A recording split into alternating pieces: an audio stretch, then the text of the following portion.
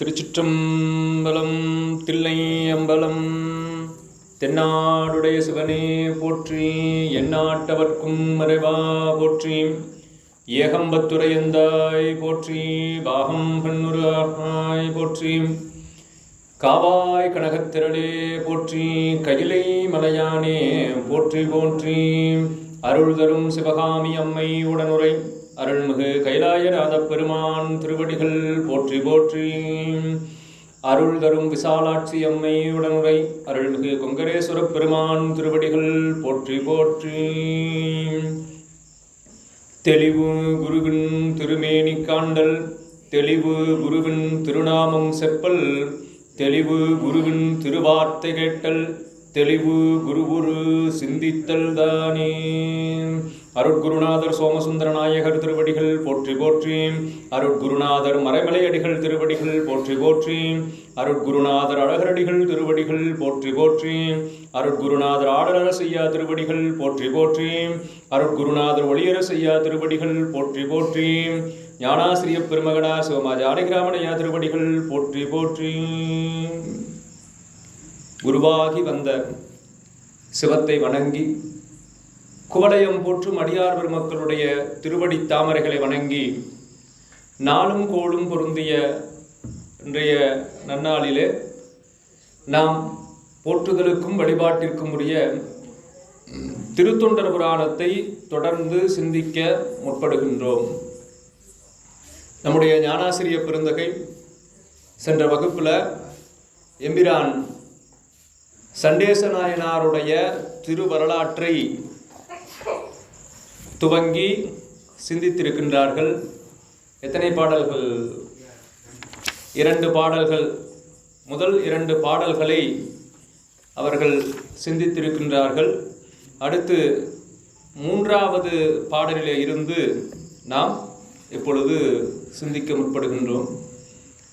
கோதில் மான்தோல் புரிமுன்னூல் குலவு மார்பில் குழைக்குடுமி, ஓதுகிடை சூழ் சிறுவர்களும் உதவும் பெருமை ஆசானும், போதின் விளங்கும் தாரகையும் மதியும் போல புனர்மடங்கள் மீது முழங்கும் முகில் ஒதுங்க வேத ஒலிகள் முழங்குவன. சண்டேச நாயனாருடைய ஊர் எந்த ஊருங்க? அந்த திருத்தலம்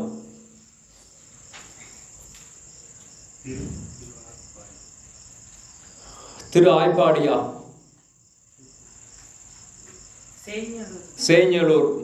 சரி, சேஞ்சலூர் திருத்தலத்தை தான் இப்போ நமக்கு தெய்வ சேக்கிழார் பெருமான் காட்டி கொண்டிருக்கின்றார். அதில் அந்த திருத்தலம் எத்தனை சிறப்புடையது என்பதெல்லாம் நமக்கு முதல் பாடல்லையும், அடுத்து அங்கே மறைவோர்கள் இருக்கக்கூடிய வேதியர்கள் இருக்கக்கூடிய நிலையையும் 2வது பாடல் காட்டி, அடுத்து 3வது பாடலிலும் அந்த ஊரினுடைய சிறப்பை சொல்லுகின்றார். கோதில் மான்தூள் புரிமுன்னூல் குலவு மார்பில். என்ன செய்யறாங்க? இந்த மறை சிறுவர்கள் வேதம் ஓதுவதற்காக தங்களுடைய அந்த பாடசாலையில அந்த மறை சிறுவர்கள், அந்தண சிறுவர்கள் அங்கே வந்து பாடம் கற்றுக்கொண்டிருக்கிறார்கள். அப்படி பாடம் கற்றுக்கொண்டிருக்கக்கூடிய பிரம்மச்சாரிகளுக்கு ஒரு அடையாளம் அப்படின்னு ஒன்று இருக்கு. இப்போ நம்ம எங்கே போனாலும் நமக்கு ஒரு அடையாளம் வேணும் இல்லையா? இன்னைக்கு என்ன செய்யறோம்? ஒரு பள்ளிக்கூடமோ அல்லது கல்லூரிகளோ அல்லது வேற எங்கேயாவது படிக்க போனாங்க அல்லது வேலைக்கு போறாங்க அப்படின்னா நமக்கு அதுக்கு ஒரு ஐடென்டி கார்டு அப்படின்னு சொல்லி அதை ஒன்று கொடுக்குறாங்க.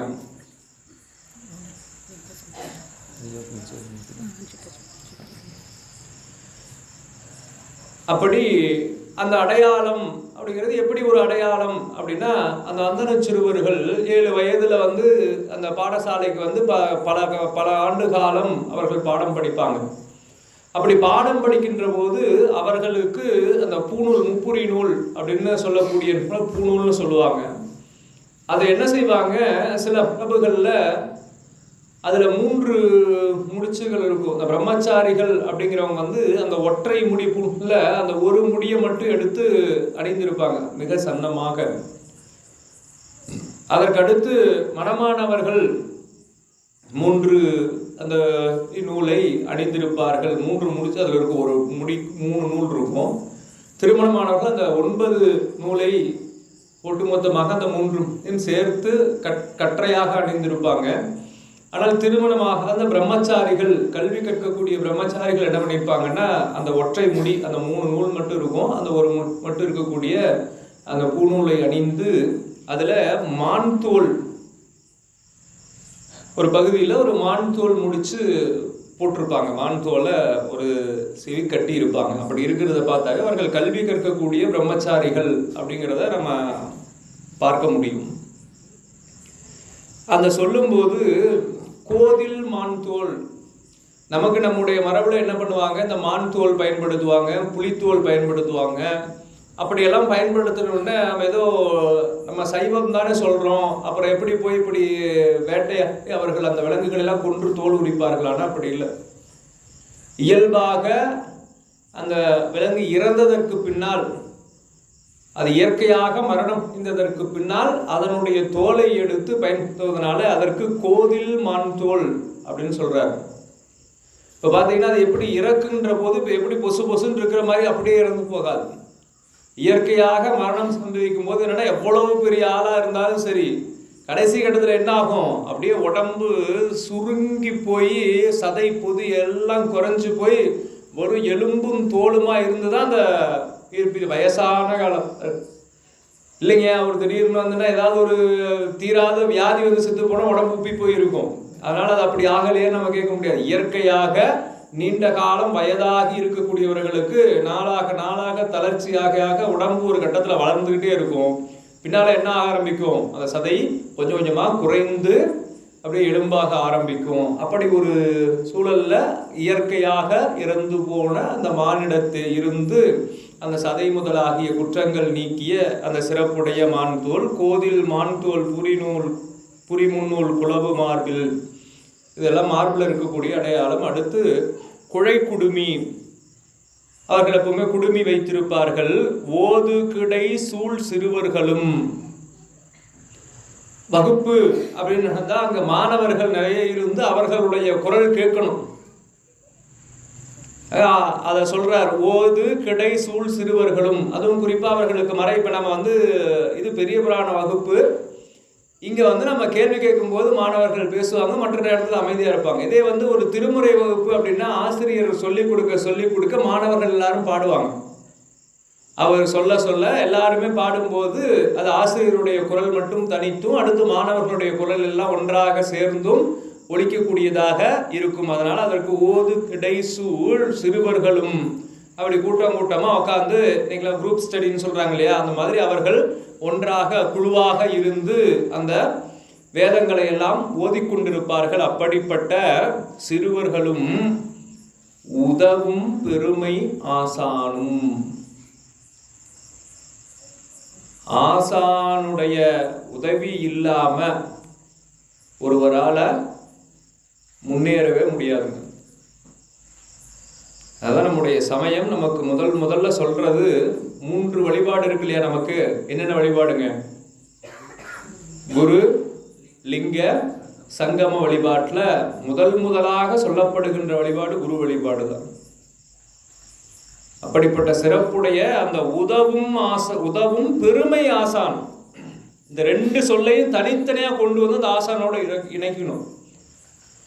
உதவும் ஆசான் எப்படி உதவுவார் அப்படின்னா, ஒரு சில பேர் என்ன செய்வாங்கன்னா, எதுக்கு உதவுறோம் எப்படி உதவுறோம்னு தெரியாம தவறாக உதவக்கூடாது. இப்போ ஒரு மாணவர் தேர்வு எழுதிட்டு இருக்கிறார், அப்படி தேர்வு எழுதிட்டு இருக்கும்போது போய் உதவுறேன்னு சொல்லி ஆசிரியர் போய் அங்க போய் அவருக்கு விடை சொல்லி கொடுக்கூடாது. அது என்ன ஆகும், அது குற்றம். அப்ப என்ன செய்யணும், எங்க உதவணும் அப்படின்னா, பாடம் நடத்துகின்ற வேலையில பாட வேலையில அவருக்கு ஒரு ஐயம் ஏற்படுகின்றது, அவர் தடுமாறி நிற்கிறார்னா அந்த இடத்துல இந்த ஐயத்தை இன்னவாறு தெளிவுபடுத்தி சொன்னா அதற்கு வந்து உதவும் ஆசான். அப்படி மட்டுமா அவர் உதவி செய்யறார்? ஆசானுடைய உதவியெல்லாம் நம்ம கணக்கிடவே முடியாதுங்க. எப்படி ஒரு தாய் தன் குழந்தைக்கு செய்கின்ற பணிவிடைகளுக்கும் அந்த வளர்த்தெடுக்கின்ற சூழலுக்கும் திரும்ப நம்மால் எப்படி கைமாறு செய்ய முடியாதோ, அதே போல சிவபெருமான் நமக்கு செய்கின்ற அந்த உதவிக்கு நம்மால் எப்படி கைமாறு செய்ய முடியாதோ, அதை போலவே ஆசானுடைய உதவிக்கும் நம்மால கைமாறு செய்யவே முடியாதுங்க.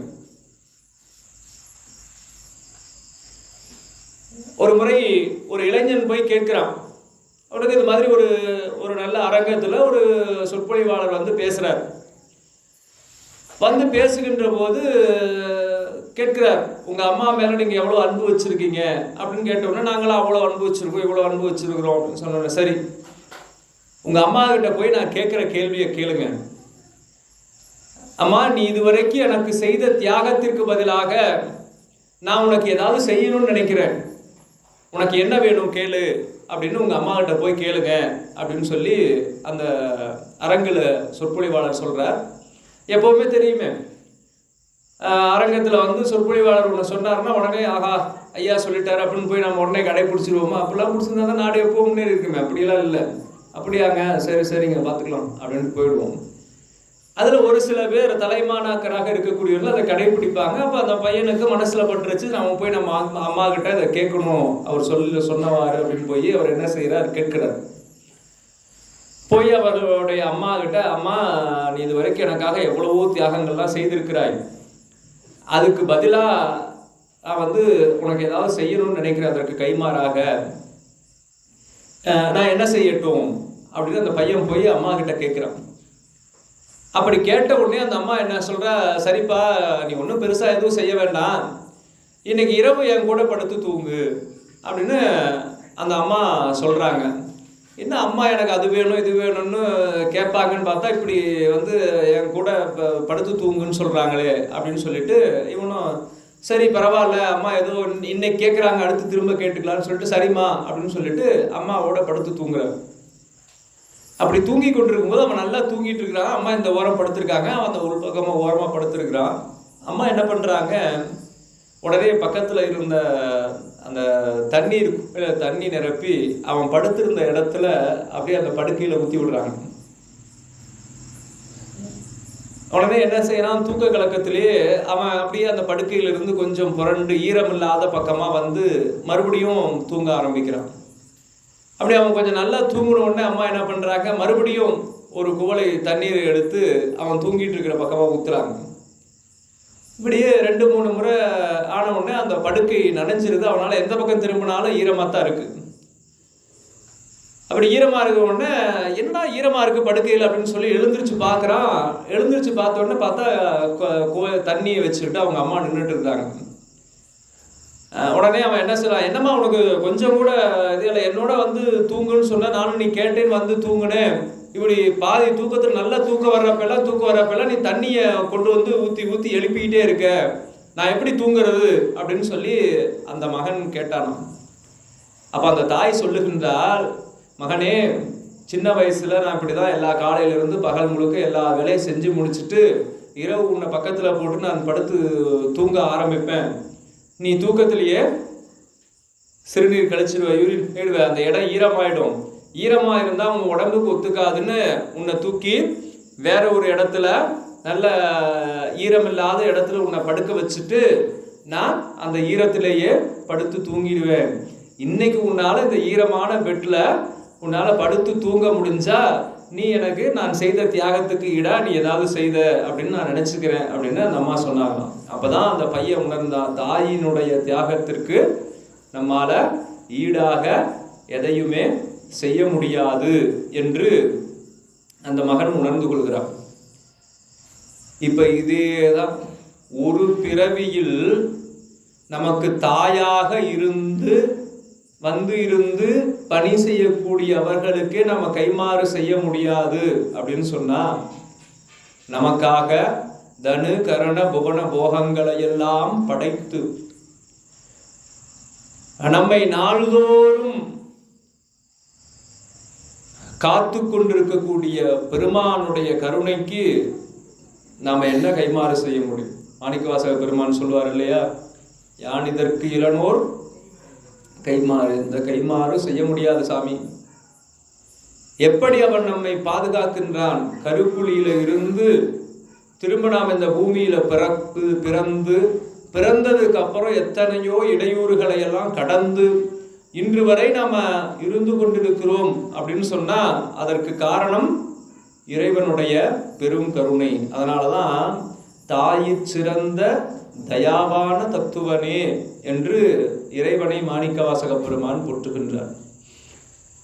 அடுத்து ஆசானுடைய அந்த உதவும் ஆசான் அப்படிங்கிறத நம்ம பார்க்கிறோம். எப்படி அவர் உதவி செய்வார் அப்படின்னா, தன்னுடைய மாணவனுடைய பெருமை எல்லா இடத்திலும் இருக்கணும் அப்படின்னு எப்படி இறைவன் தன்னுடைய தொண்டர்களுடைய பெருமை இந்த உலகுக்கு தெரிய வேண்டும் என்பதற்காக இறங்கி வந்து இருக்கின்றானோ, அதை போல ஆசானும் தன்னுடைய தன்மையிலிருந்து இறங்கி வந்து தன்னுடைய மாணவர்களுக்காக உதவி செய்வார். இதற்கு நிறைய காட்சிகள் நாம் பார்ப்போம். அதில் நம்முடைய இந்த வரலாற்றினுடைய முற்பகுதியில் திருமலை சிறப்பில் நம்ம பார்க்கும்போது உபமன்யு முனிவருடைய திரு வரலாற்றை நம்ம சிந்தித்திருப்போம். ஐயா உங்களுக்கு நிறைவாக சொல்லியிருப்பாங்க. யாருக்காவது உபமன்யு முனிவருடைய கதை நினைவு இருக்கா? வரலாறு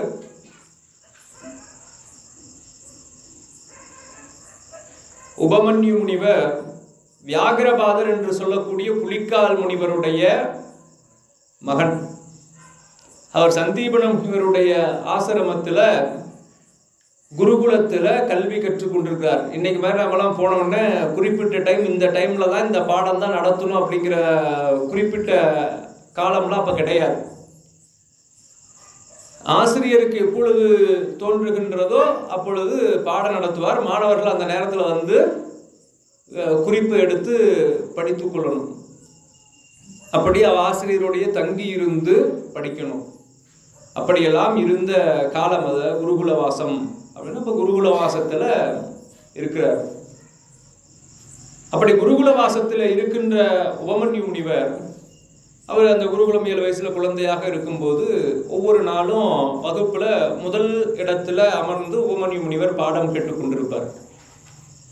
அப்படி பாடம் கேட்டுக்கொண்டிருக்கக்கூடிய நேரத்தில் அங்கேயே திருமணத்திலேயே அந்த பாடசாலையிலேயே உணவெல்லாம் தயாரித்து மாணவர்கள் ஆசிரியர்கள் எல்லாம் சாப்பிடுவாங்க. அதற்கு உதவியாளர்கள்லாம் இருப்பாங்க. அப்படி இருக்கக்கூடிய சூழல்ல இவருடைய பக்குவம், அதாவது வகுப்புல பார்த்தீங்கன்னா இப்ப எல்லாம் உட்கார்ந்துருக்கிற எல்லாரையும் ஆசிரியர் சமமா பார்ப்பார் வகுப்புல. ஆனா எந்த மாணவன் திறமைசாலியாக இருக்கிறானோ பணிவும் திறமையும் உள்ள மாணவனிடத்தில் தனித்து அன்பு காட்டுவார் வகுப்புக்கு வெளியில. இதை நம்மால உணர முடியும். நானும் தான் அவர்கிட்ட பாடம் படித்தேன் அப்படின்னா 100 மார்க் வாங்குகின்ற மாணவனையும் 10 மார்க் வாங்குற மாணவனையும் ஆசிரியர் வகுப்பை தாண்டி சமமாக நடத்த மாட்டார். அதனால வகுப்புல பிரிவினை காட்டக்கூடாது பாடம் நடத்துகின்ற போது. ஆனால் வகுப்பை தாண்டி அதே மரியாதை நம்ம எதிர்பார்க்கவும் முடியாது.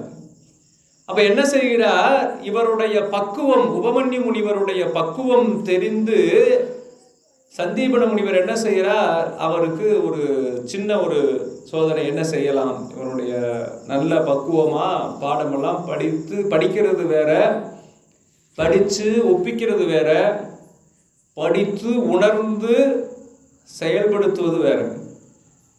இதெல்லாம் அவரவர்களுடைய நடவடிக்கையிலேயே தெரியும். அதிலே அந்த பாடத்தை உணர்ந்து செயல்படுத்தக்கூடியவராக உபமன்யு முனிவர் இருக்கின்றார். இவரை இனி இன்னும் உயர்ந்த நிலைக்கு அழைத்து செல்ல வேண்டும் அப்படின்னு சந்தீபன முனிவர் முடிவு பண்றார். இப்ப அப்படி குருகுல காட்சியெல்லாம் ஒவ்வொரு இடத்துலையும் பார்த்தீங்கன்னா ஒரு மாணவர் சிறந்த மாணவராக இருப்பார். அவருக்கு அடுத்த இடத்துல இருக்கிற மாணவர்கள் ஏன் அவருக்கு மட்டும் அப்படின்னு கேட்பாங்க. நமக்கு மகாபாரதத்துல பாண்டவர்களுக்கும் கௌரவர்களுக்கும் அஸ்திர சஸ்திர வித்தைகளை கற்றுக் கொடுத்த தனுர்வேதம்ங்கிற அந்த வேதத்தை கற்றுக் கொடுத்தவர் துரோணாச்சாரியார். அவருடைய குருகுலத்துல சிறந்த மாணவனா யார் இருந்தார்? அர்ஜுனன். நம்ம கேட்ட உடனே சொல்லிடு அர்ஜுனன். ஆனா அதே குருகுலத்துல துரோணருடைய பையனும் படிச்சான். தெரியுமா யாருன்னு? அஸ்வத்தாமன். துரோணருடைய மகன் அசுவத்தாமனும் அங்கதான் படிக்கிறான்.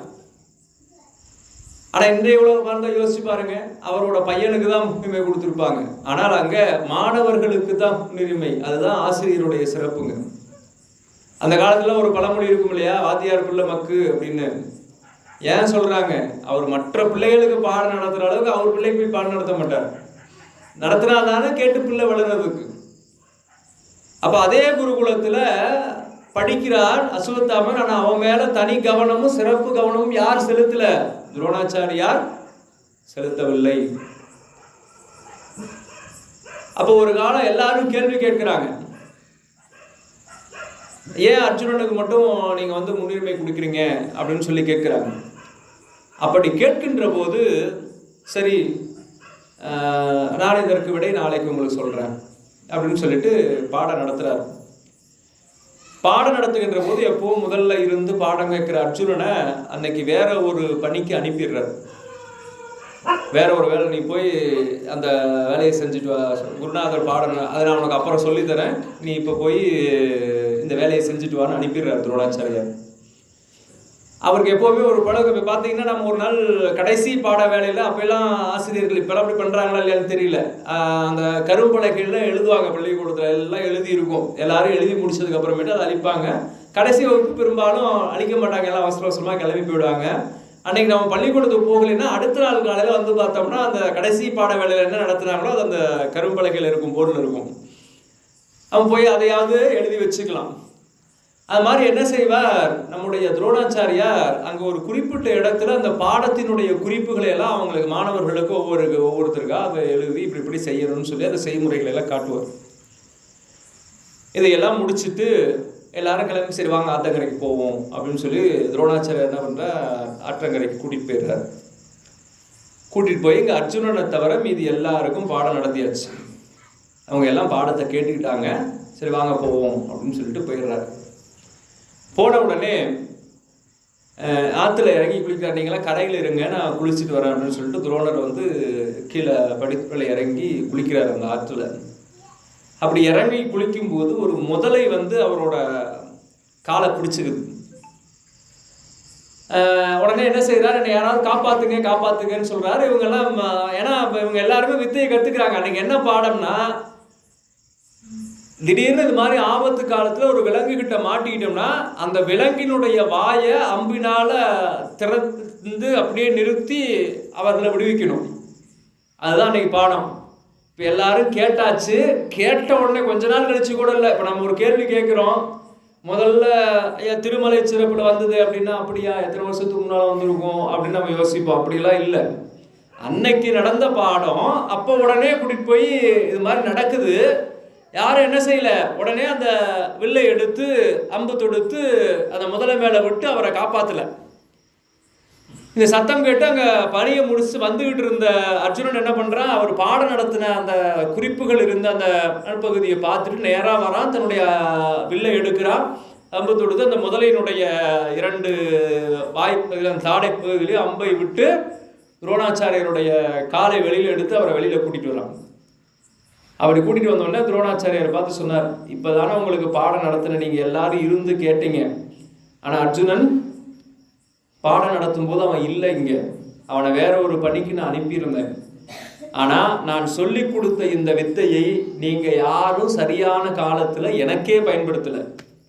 ஆனால் அவன் பாடம் கேட்கவில்லை என்று சொன்னாலும் இது எப்படிப்பா அவனுக்கு தெரிந்ததுன்னு அர்ஜுனனை பார்த்து கேட்கும்போது, ஐயா நீங்கள் வழக்கமாக பாடம் நடத்துகிற இடத்துல அந்த குறிப்புகளை எல்லாம் நான் பார்த்து நான் தெரிந்து கொண்டேன், அதனால சரியான நேரத்தில் உங்களுக்கு நான் உங்களை காப்பாற்ற முடிந்தது அப்படின்னு அர்ஜுனன் சொல்றான். அப்போ மற்ற மாணவர்களை பார்த்து, நான் ஏன் அர்ஜுனன் மேல பாடம் அல்லாத வேலைகளில் அவனோட அன்போடு இருந்து அவனுக்கு இன்னும் சில சிறப்பாக சொல்லிக் கொடுக்குறேன், நீங்கள் எல்லாரும் கேட்குறீங்கள, அதற்கான காரணம் இதுதான். ஒரு ஆசிரியருக்கு கற்றுக்கொள்வதில் ஆர்வம் உள்ள மாணவன் மேலதான் அன்பும் விருப்பமும் இருக்கும் என்பதை சொல்றார். அதனால இங்க உபமன்யு முனிவர் அப்படி பாடம் கேட்டுக்கொண்டிருக்கின்ற வேளையில முதல் நிலையாக என்ன சொல்றார், தம்பி இனிமேல் மடத்துல உனக்கு உணவு கிடையாது, இங்க பாடசாலையில நீ உணவு உண்ணக்கூடாது அப்படின்னு சொல்றார். உடனே இவர் ஏன் எனக்கு உணவு இல்லை அப்படிலாம் கேட்கல. உடனே என்ன செய்கிறார், குருநாதருடைய உத்தரவு அப்படின்னு சொல்லி உடனே போகிறதில்ல. உணவு வேலைக்கு அங்கே மடத்தில் போய் சாப்பிட்றதில்ல, வெளியில் போயிடுறார். வெளியில் போய் அவர் என்ன சமைச்சா சாப்பிட முடியும்? அப்போ என்ன செய்கிறார், நேராக போய் ஒரு அந்த பகுதியில் இருக்கக்கூடிய வீடுகளில் போய் பிச்சை எடுக்கிறார். உடனே இந்த காலத்தில் மாணவர்கள்லாம் பிச்சை எடுத்து சாப்பிட்றாங்க அந்த காலத்தில் அப்படின்னா அது ஒரு வழக்கம். பிச்சை எடுக்கிறது அப்படின்னா அதுக்குன்னு சில இலக்கணம்லாம் இருக்குது. இலக்கணப்படி பிச்சை எடுத்தால் நம்மளையெல்லாம் நம்பி ஒரு பிச்சைக்கார இலக்கணப்படி பிச்சை எடுத்தான்னா அவன் 2 நாளில் செத்து போயிடுவான். இன்னைக்கு அதுதான் ஒரு இன்கம் டேக்ஸ் கட்டாத ஒரு பெரிய தொழிலாக போய்கிட்டு இருக்குது. ஒரு நண்பர் ஒருத்தர் ஒரு வீடியோ அனுப்பியிருந்தார்.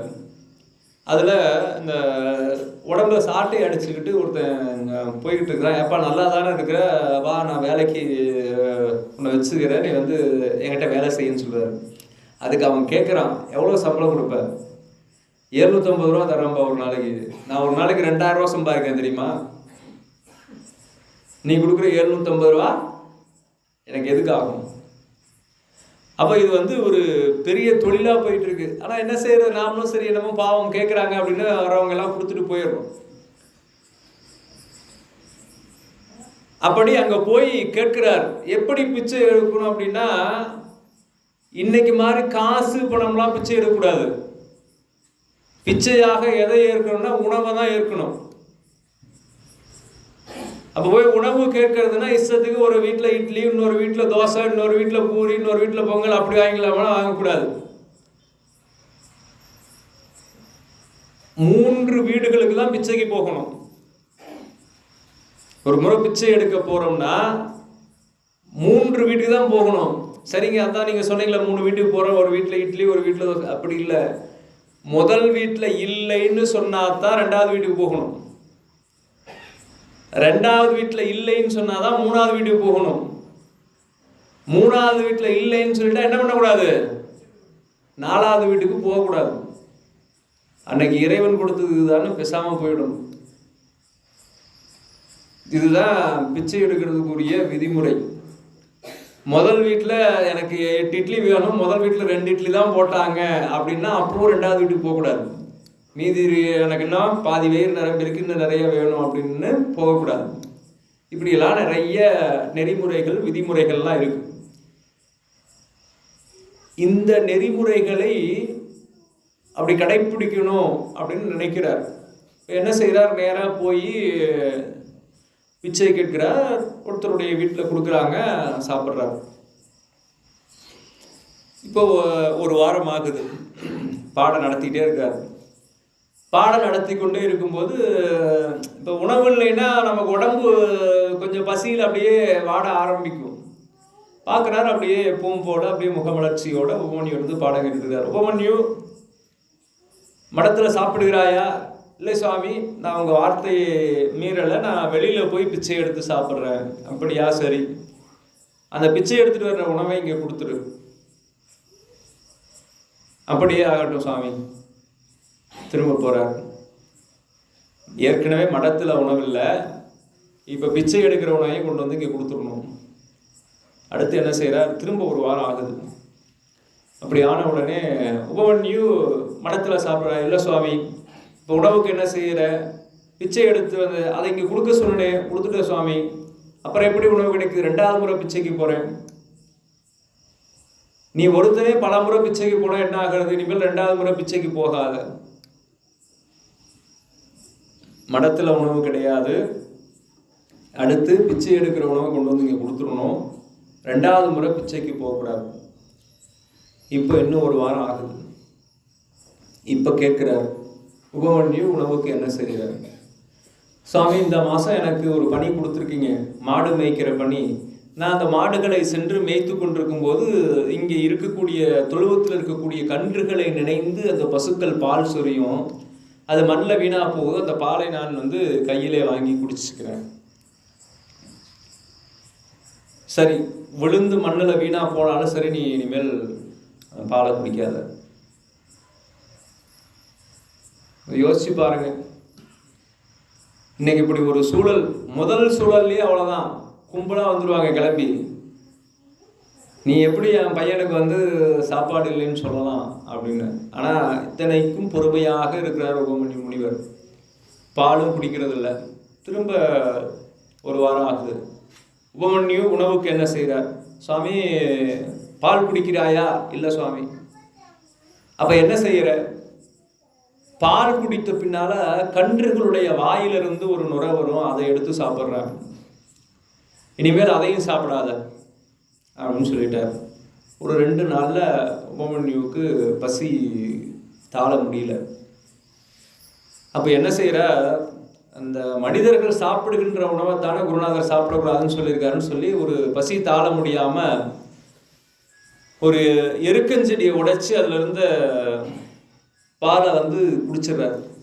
எருக்கம்பால் குடித்த உடனே அந்த விஷத்தன்மையினால அவருடைய கண் பார்வை போயிடுது.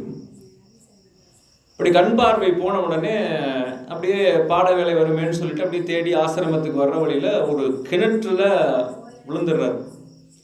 விழுந்தவர் அங்கே தொங்கி கொண்டிருக்கக்கூடிய ஒரு விழுதை பிடிச்சிக்கிட்டு அப்படியே நிற்கிறார். குருநாதா குருநாதான்னு சொல்லிட்டு இருக்காரு. இங்கே பாடம் ஆரம்பிக்கும் போது பார்த்தா உபமன்யுவை காணோம். முனிவர்கள் வந்து முனிவர் வந்து என்ன சொல்கிறார்? எப்பா என்னப்பா எங்கப்பா உபமன்யுன்னு கேட்டால், இல்லை சுவாமி அவன் மாடு மேய்க்க போனால் மாலையில் திரும்ப வரவே இல்லை, மாடுகள்லாம் தானாக வந்து பட்டியில் அடைஞ்சிருச்சு, நாங்கள் தான் எல்லாம் அடைச்சிட்டு வந்தோம், அவனை காணலை அப்படின்னா முன்னாலே சொல்லக்கூடாதான்னு சொல்லிட்டு சரி வாங்க தேடுவோம் அப்படின்னு சொல்லி தேடிட்டு வராங்க.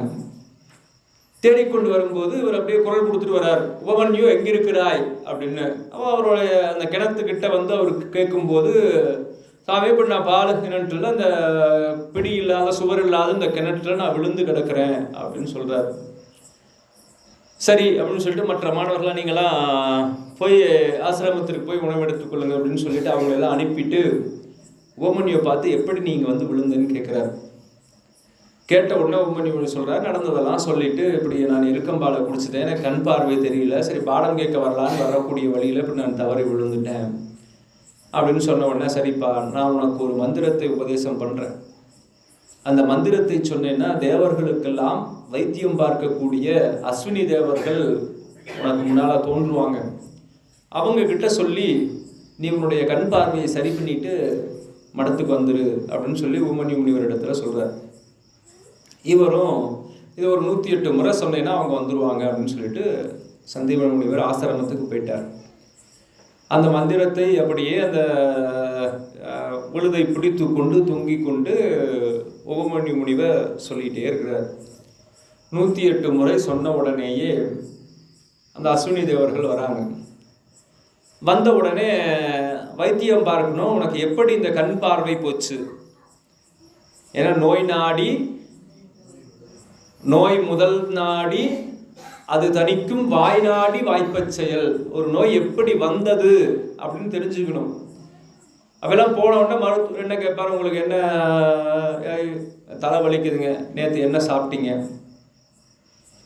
இன்னைக்கு எப்படின்னா நான் தலைவலியா இந்த ஊசி, வயிற்று வலியா இந்த ஊசி, இந்த மாத்திரைன்னு அப்படி போயிட்டு இருக்கு.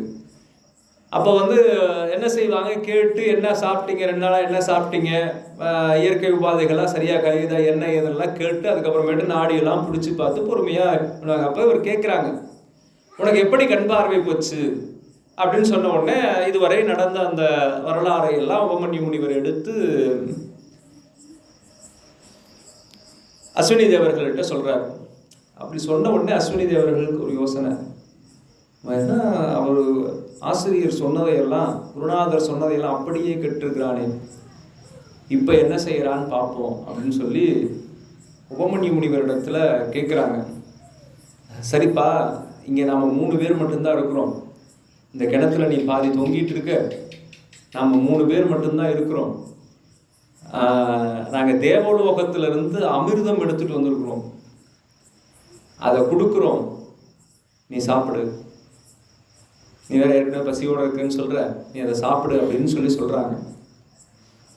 சொன்ன உடனே உபமன்யு முனிவர் அந்த சூழல்லையும் என்ன தெரியுமா பதில் சொல்கிறார், உங்களிடத்திலே வைத்தியம் பார்த்து கொண்டு கண் பார்வை பெற்று வரும்படி தான் எங்கள் குருநாதர் உத்தரவிட்டாரே ஒழிய, நீங்கள் கொடுக்கின்ற உணவுகளை உட்கொள்ள சொல்லி அவர் உத்தரவு கொடுக்கல. இன்னும் என்ன சாப்பிடுன்னு அவர் சொல்லலை.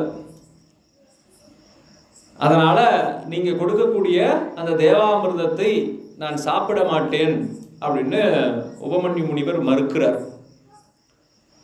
அப்படி மறுத்த உடனே என்ன செய்வாங்க, அஸ்வினி தேவர்கள், நீ நாங்க கொடுத்த உணவை சாப்பிடலைன்னா உனக்கு கண் பார்வை கொடுக்க மாட்டோம் அப்படின்னு சொல்றாங்க. யோசிச்சு பாருங்க, இப்படி ஒரு சூழல்ல வந்து சொன்னாங்கன்னா நாம என்ன செய்வோம்? ஐயோ கண்ணு இல்லைன்னா என்ன பண்றது, எப்படி நாம வந்து வாழ்க்கையை ஓட்டுறது? அதனால சரி, அவன் 3 பேர் தானே இருக்கோம், அவன் போய் சொல்ல மாட்டான், அவங்களும் சொல்ல மாட்டாங்க, நம்ம அப்படியே சாப்பிட்ருவோம் அப்படின்னு நினைப்போம். ஆனா அப்பவும் உறுதியாக உபமன்யு முனிவர் மறுத்து, எனக்கு கண் பார்வை இல்லை என்றாலும் பரவாயில்லை, நான் என்னுடைய குருநாதருடைய வார்த்தையை மீறமாட்டேன் என்று உறுதியாக நிற்பதை பார்த்த அஸ்வினி தேவர்கள் அவருடைய குரு பக்தியை மெச்சு அவர்கள் உபமன்யு முனிவருக்கு ஒரு வரம் கொடுக்குறாங்க. என்ன வரம் அப்படின்னா, இந்த 14 லோகங்களிலும் நிகழ்காலம், இறந்த காலம், வருங்காலம் என்று நமக்கு 3 காலம் இருக்கு இல்லையா? இறந்த காலம்னா முன்பு நடந்தது, நேற்று, அது தொடங்கி இறுதியாக எந்த ஆண்டு ஒரு குறிப்பிட்ட எவ்வளவு காலம் வரைக்கும்னாலும் நடந்ததை தன் கண்ணால் பார்க்கக்கூடிய அந்த திறன்.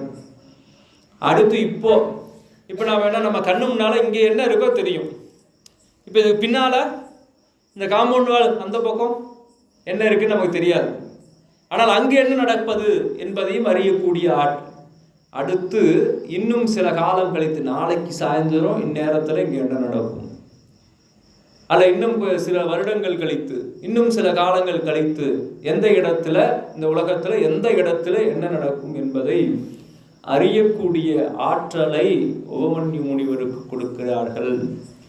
அப்படி கொடுத்த உடனேயே அங்கிருந்து மேலெழுப்பி அவருக்கு இந்த வரத்தை கொடுக்கிறார்கள்.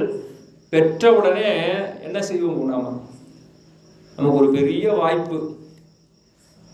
இப்படி வந்து ஒரு இடத்துல ஒரு பெரிய கையை கொடுத்துட்டாங்க, நீங்கள் அவருடைய மாணவராக இருந்தாங்க வச்சு அப்படின்னு நம்ம என்ன செய்வோம், உடனே வாங்கி பாக்கெட்டில் போட்டு நம்ம வீட்டை தேடி போயிடுவோம். ஆனால் இவ்வளவு பெரிய வரம் கிடைத்த பின்னாலும் ஆசிரமத்திற்கு சென்று குருநாதரிடத்தில் நடந்ததை விவரிக்கிறார் உபமன்யு முனிவர். சரிப்பா, இவனுக்கு எல்லாம் இறைவனுடைய அருளால் எல்லாம் கிடைச்சிருச்சு, இனி உனக்கு பாடம் முற்று பெற்றது, நீ போயிட்டு வா அப்படின்னு சொல்லி அனுப்பிச்சிடுறார். இப்படி ஒரு உதவும் ஆசான் அப்படின்னா பாருங்க, எப்படி உற்ற இடத்தில் உதவி இருக்கின்றார், அவருடைய பக்குவம் அறிந்து அவருக்கு எத்தனை பெரிய உதவி. ஆனால் நம்ம என்ன யோசிப்போம், குருநாதர் நம்மளை வந்து நீ என்ன இப்படி பண்ணிட்டு இருக்கேன்னு நம்ம சொன்ன உடனே அவர் என்னங்க எப்போ பார்த்தாலும் என்ன திட்டிகிட்டே இருக்காரு, நான் கூட அவர்கிட்ட போகலிங்க அப்படின்னு நினைப்போம். ஆனால் அது எதற்காக அப்படின்னு சொன்னால், இந்த முதல் நிலையில் மடத்தில் உணவில்லைன்னு சொன்ன உடனே உபமன்யு முனிவர் வெளியேறி இருந்தாருன்னா ஞானம் கிடைத்திருக்காது. அப்போ பக்குவப்பட்ட ஆன்மாக்கள் மட்டும்தான் ஞானத்தை உணர்ந்து கொள்ள முடியும். அதனால அப்படி ஆசான் எப்படி உதவுகின்றார் அப்படிங்கிறதுக்குலாம் நிறைய சான்று. அதுக்கு இன்னைக்கு ஒரு நாள் வகுப்பே போதாதுங்க. நமக்கெல்லாம் தெரியும், விவேகானந்தரை தெரியும் இல்லையா? விவேகானந்தருடைய குருநாதர் யாருங்க? ராமகிருஷ்ண பரமஹம்சர். அவருடைய அந்த தலைமை இடம் வந்து கல்கத்தாவில் இருக்கு.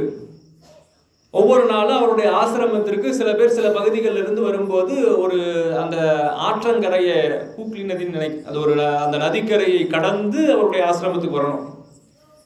அப்படி வரக்கூடிய காலத்தில் ஒரு வயதான துறவி ஒருத்தர் அவரை ராமகிருஷ்ண பரமஹம்சரை பார்க்கறதுக்கு வந்துட்டே இருப்பார். அப்படி வந்து கொண்டு இருக்கக்கூடிய நேரத்துலலாம் ஒரு முரட்டுத்தனமான ஒரு படகுக்காரன் என்ன பண்ணுவான், அவரை பார்த்து எல்லாம் என்னையா உழைச்சி சாப்பிடாம இப்படி துறவின்னு சொல்லி ஊராக எடுத்துகிட்டு உடம்பை வளர்க்குறீங்களே அப்படின்னு சொல்லி அவரை பார்த்து திட்டுவார். இவரும் அமைதியாக உழைச்சிட்டே இருப்பார். அவன் திட்டிகிட்டே வருவான். ஆத்தங்கரில் அந்த பக்கம் தொடங்கி இந்த பக்கம் வந்து அவரை இறக்கி விடுற வரைக்கும் திட்டிகிட்டே வருவான். இதெல்லாம் ஒரு நாள் இது தினமும் நடக்கிற நிகழ்வு. இதை ஒரு நாள் அந்த மடத்தில் இருக்கக்கூடிய சீடர் இன்னொருத்தர் கூட வரும்போது இந்த நிகழ்வை பார்க்குறாரு. பார்த்துட்டு அவர் போய் ராமகிருஷ்ண பரமஹம்சர்கிட்ட, சுவாமி இப்படி நம்முடைய இந்த மூத்த துறவி இருக்கார் இல்லையா, அவர் நாள்தோறும் உங்களை பார்க்கறதுக்காக இப்படி அந்த ஆற்றங்கரையை அந்த படகுக்காரன் மூலமாக கடந்து வரார். அப்படி வரும்போது இப்படியெல்லாம் ரொம்ப தவறாக இழிவாக பேசுகிறான் அப்படின்னு சொல்கிறார். சொன்ன உடனேயே கேட்குறாரு, இது உண்மையா அப்படின்னு ராமகிருஷ்ண பரமஹம்சர் அந்த துறவியை கூப்பிட்டு கேட்குறாரு. ஆமாம் சுவாமி, என்னால் அவன் பேசுகின்ற அந்த பேச்சுக்களை எல்லாம் என்னால் காதில் வாங்க முடியல, அவ்வளவு கொடுமையாக பேசுகிறான், அவ்வளவு இழிவாக பேசுகிறான், தகாத வார்த்தைகள்லாம் சொல்லி பேசுகிறான், என்னால் காது கொடுத்து கேட்க முடியல அப்படின்னு. உடனே என்ன சொல்ற, நீ அவனை எதிர்த்து கேள்வி கேட்க வேண்டியது தானே, உனக்கு ஒரு அறச்சீற்றம் கூட இல்லையா, ஒரு கோபம் வரலையா உனக்கு, துறவிகளை எல்லாம் ஒருத்தன் கேவலமாக பேசுகிறான், நீ அதை கேட்டு வந்துட்டு இருக்கிறியா, நீ எல்லாம் என்ன துறவி அப்படின்னு அந்த வயதான துறவியை பார்த்து கேட்குறார். அடுத்த நாள் என்ன நடக்குது, அதே மாதிரி நடக்கும்போது இவர் எதிர்த்து கேள்வி கேட்ட உடனே அவன் அதுக்கப்புறம் அவரை பேசுறதுல வைக்கிறான். இதே மாதிரி ஒரு நிகழ்வு அடுத்து விவேகானந்தர் வர்றார். விவேகானந்தர் நம்ம அவருடைய ஓவியத்தெல்லாம் படங்களை எல்லாம் நம்ம பார்த்துருப்போம். நல்ல ஆஜானு பாகுவா இது சொல்கிற மாதிரி சொன்னால் ஓங்கி அடித்தா 1.5 டன் வெயிட்டுன்னு அவர் அப்படி ஒரு பெரிய ஒரு பாடி மாதிரி இருப்பார். ஆனால் துறவி அவர் பாட்டுக்கு ஒரு அமைதியாக ஏறி அதே படகுல வராரு. அப்படி படகுல வரும் பொழுது இதே அந்த படகுக்காரன் என்ன செய்கிறான், விவேகானந்தரை பார்த்து இந்த மாதிரி தவறாக பேசிகிட்டே வரான். அவர் ஒரு கட்டம் வரைக்கும் பொறுமையாக பார்த்துட்டு அதுக்கப்புறம் அவன்கிட்ட கோபத்தை வெளிப்படுத்துகிறார். இதை ஒருத்தர் சொல்கிறாங்க, இப்படி அந்த படகுக்காரன் தொல்லை பண்ணுறான் அப்படின்னு சொன்னோடனே விவேகானந்தரை கூப்பிட்டு, எப்போ அது உண்மையா அப்படின்னு கேட்குறாரு. ஆமாம் சுவாமி அப்படின்னு ஒன்று அவர் உடனே கோபத்தை அடக்க முடியல, நீலாம் என்ன துறவி, யார் சொல்றா, ராமகிருஷ்ண பரமஹம்சர், கோபத்தை அடக்க முடியலன்னா நீ என்ன துறவி. இதே நிகழ்வு இன்னொருத்தருக்கு நடந்தப்ப என்ன சொன்னார், கோபப்படலைன்னா நீ என்ன துறவி, துறவிகளை ஒருத்தன் கேவலமா பேசுறான், அப்ப கூட நீ கோபம் வரல, உனக்கு உணர்வு இல்லைன்னா நீ என்ன துறவி. அது என்னங்க ரெண்டு வேறுபாடாக சொல்கிறாரே, ஒரு சரியாக சொல்லணும்ல, ஆலோசனை சொன்னால் ஒரு குருநாதர் என்ன செய்யணும், வாழணும், எல்லாம் உண்மையாக ஒரே மாதிரி தானே சொல்லணும் அப்படின்னா யோசிச்சு பாருங்க. விவேகானந்தர்கிட்ட போய் அவன் இப்படி சொல்லும்போது உனக்கு கோபம் வரலையான்னு கேட்டால் என்ன ஆயிருக்கும், அவர் ஏற்கனவே கோபக்காரர், ஒரே அடி அவனை அடித்து காலி பண்ணியிருப்பார். அப்போ என்ன பண்ணுவான், அரசனும் இவர் கொலை பண்ணிட்டாருன்னு தூக்கிட்டு போய் உள்ளே வச்சுக்குவான். அப்போ என்ன செய்யணும், அவரிடத்துல அவருடைய நலத்திற்காக, அவர் நல்லா இருக்கணுங்கிறதுக்காக என்ன சொல்றார், கோபத்தை அடக்கு அப்படின்னு சொல்றார். இதே அந்த மூத்த துறவி அமைதியா இருக்கார் இல்லையா, அவரிடத்துல நீ ஏன் கோபப்படலன்னு கேட்கிறார். ஏன்னா இவர் இப்படியே அமைதியா போயிட்டே இருந்தா பேசிட்டு இருக்கிற நாளைக்கு அவர் என்ன பண்ணுவான், அடித்து துன்புறுத்த ஆரம்பிப்பான். அப்ப அவர் எதிர்ப்பை காட்டணும் அப்படின்னு அவரிடத்துல சொல்றார். அது அவருடைய நன்மைக்கு. அப்போ ஒரு ஆசான் எப்படி இருக்கணும்னா, ஒரு இடத்துல பல மாணவர்கள் இருந்தாலும் அவரவர்களுடைய தன்மையை அறிந்து ஒரு முறை சொன்னால் செய்யக்கூடிய மாணவருக்கு, குறிப்பா சொன்னாலே அப்பா இப்படிலாம் இருக்கக்கூடாது அப்படின்னு தான் சொல்லுவார். சொன்ன உடனே அவர் என்ன சொல்றார், எப்படி நடந்துக்கணும்னு சொல்றாருங்கிறத ஒரு பக்குவமான சீடன் உணர்ந்து கொள்வான். அதுக்கு அடுத்து இன்னொரு 2ஆம் நிலையில் இருக்கக்கூடிய முதல் நிலையிலேருந்து தலைமாணாக்கர்களுக்கு அப்படி குறிப்பு காட்டினாலே போதும்.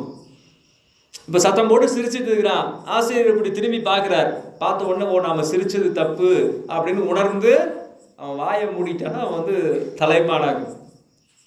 அவர் 2 முறை பார்த்து முளைச்சு பார்க்குறார், அப்பவும் கண்டுக்கல. 2வது என்ன சொல்லுவார், அமைதியாக இருக்க மாட்டீங்களா அப்படின்னு சொல்லுவார். அதுக்கப்புறம் அமைதியாகிறவன் இடைமாணாக்கன் பேர். ஆசிரியர் சொல்லாலோ செயலோ உணர்த்தினதுக்கு அப்புறம் தன்னுடைய தவறை திருத்திக் கொள்பவன். அடுத்து 3வது கடைமாணாக்கன். அது என்ன சொன்னாலும் அதனுடைய இயல்புல இருந்து அவ்வளவு எளிமையாக மாறாதுதான் சொல்லுவாங்க. கற்பூர புத்தி, கரி புத்தி, வாழைமட்டை புத்தி அப்படின்னு சொல்லுவாங்க. கற்பூரம் நெருப்பை கிட்ட கொண்டு போனோடனே உடனே பிடிச்சிக்கும். ஆனால் கறிக்கு என்ன பண்ணணும், கொஞ்சம் ஊதி ஊதி அதை நெருப்பாக்கணும். வாழை மட்டும் என்னதான் நீங்கள் வச்சு ஊதினாலும் அது இருக்கிற நெருப்பை அணைக்காமல் இருந்தால் அது பெரிய விஷயம். அதனால் மாணவர்கள் இந்த முதல் இடை கடை மாணாக்கர்கள் இந்த 3 பேரையும் அவரவர்களுடைய தன்மை அறிந்து பாடம் எடுத்து அவர்களுக்கு உதவக்கூடிய ஆசான், இது உதவும் ஆசான். அடுத்து பெருமையை கொண்டு வந்து ஆசானோட சேர்க்கணும். பெருமை ஆசான் அப்படின்னா ஆசானுக்கு என்ன பெருமை? மாணவர்களுடைய வளர்ச்சி ஒரு பெருமை. தான் சொன்னபடி நடந்து காட்டுறது தான் ஆசானுக்கு பெருமை. திருபானந்த சொல்லுவார் என்னன்னா, மேடை ஒவ்வொருத்தருக்கும் ஒவ்வொரு இலக்கணம் அப்படின்னு இருக்கு. அரசன்னா அவனுடைய ஆடை அலங்காரம் எப்படி இருக்கணும், அவனுடைய வடிவம் எப்படி இருக்கணும், அவனுடைய திறன் எப்படி இருக்கணும் அப்படின்னு ஒவ்வொருத்தருக்கும் ஒவ்வொரு அடையாளம் இருக்கு இல்லையா? அந்த வழியில ஒரு பேச்சாளருக்குரிய நல்ல பெருமையான விஷயம் எது என்னன்னா, பெருமைக்குரிய விஷயம் எதுன்னா, அவர் மேடையில என்ன சொல்றாரோ அதை அவர் வாழ்க்கையில கடைபிடிக்கணும். அப்படி இருந்தாதான் அது சிறப்புக்குரியது. ஒரு முறை ராமகிருஷ்ண பரமஹம்சரிடத்துல ஒரு பையனை கூட்டிட்டு வராங்க. இவன் ரொம்ப சர்க்கரை சாப்பிட்றான், சர்க்கரை சாப்பிட்டா உடம்பு கெட்டு போயிடும், நீங்கள் கொஞ்சம் அறிவுரை சொல்லுங்க அப்படின்னு. அம்மா நீ போயிட்டு அடுத்த வாரம் கூட்டிட்டு வாமா அப்படிங்கிறாரு. அடுத்த வாரம் கூட்டிட்டு வந்தோடனே, எப்பா சர்க்கரையெல்லாம் சாப்பிடாதப்பா, உடம்புக்கு ரொம்ப கெட்டது அப்படின்னு சொல்றாரு. அந்த அம்மா கேட்குறாங்க, சுவாமி போன வாரமே நீங்கள் இதை சொல்லியிருக்கலாம்ல, இதுக்காக நான் திரும்ப மறுபடியும் அந்த படகுக்காரன்ட்ட சண்டை போட்டு ஒரு வாரம் கழிச்சு வரேன்னு. இல்லைம்மா, அப்போ நானும் சர்க்கரை சாப்பிட்டுட்டு இருந்தேன். ஒருத்தருக்கு ஒரு அறிவுரையை சொல்லணும்னா முதல்ல அந்த தவறை நான் செய்யாமல் இருக்கணும், அப்போ நான் உங்களுக்கு அறிவுரை சொல்லலாம். அந்த பையனிடத்துல நான் அறிவுரை சொல்லணும் அப்படின்னு சொன்னால் நான் முதல்ல அதுக்கு தகுதி உடையவனாக இருக்கணும் அப்படின்னு சொல்கிறார். அந்த மாதிரி அந்த ஆசானுக்குரிய பெருமை எது அப்படின்னு சொன்னால், கசடர கற்பவை கற்ற பின் நிற்க அதற்கு தகுந்த நிலையிலே தான் இருப்பவராக வாழ்ந்து காட்டக்கூடியவராக இருக்கணும் ஒரு ஆசிரியர். தான் ஆசிரியருக்குரிய பெருமை. அப்போ உதவும் பெருமை ஆசானும் ஓது கிடைசூழ் சிறுவர்களும் உதவும் பெருமை ஆசானும் போதின் விளங்கும் தாரகையும் அதியும் போல.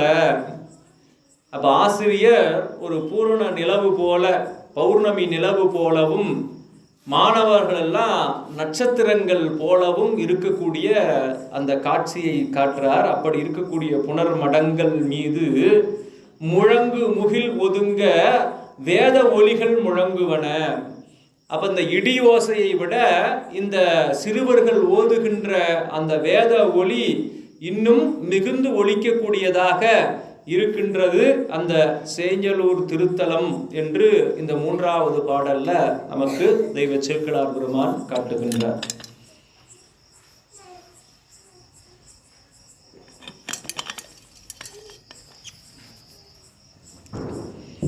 அடுத்து 4வது பாடல்.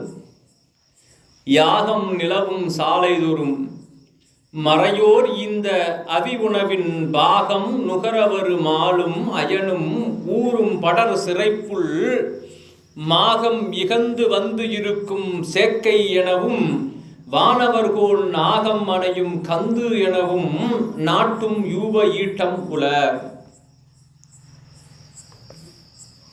யாகம் நிலவும் சாலைதோறும், அங்க வேதியர்கள் நிரம்பி இருக்கக்கூடிய பகுதி அப்படிங்கிறதுனால அவங்க எப்பொழுதும் அந்த யாகங்களை நிறைய செய்து கொண்டே இருப்பார்கள். அதுல மறையோர் ஈந்த அவியுணவின் பாகம் நுகர வரும் மாலும்.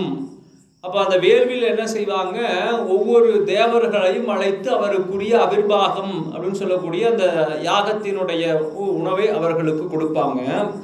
அப்படி அந்த அவிர்வாகத்தை நுகர வரும் மாலும் அயனும், திருமாலும் பிரம்மனும் ஊரும் படர் சிறைப்புள்.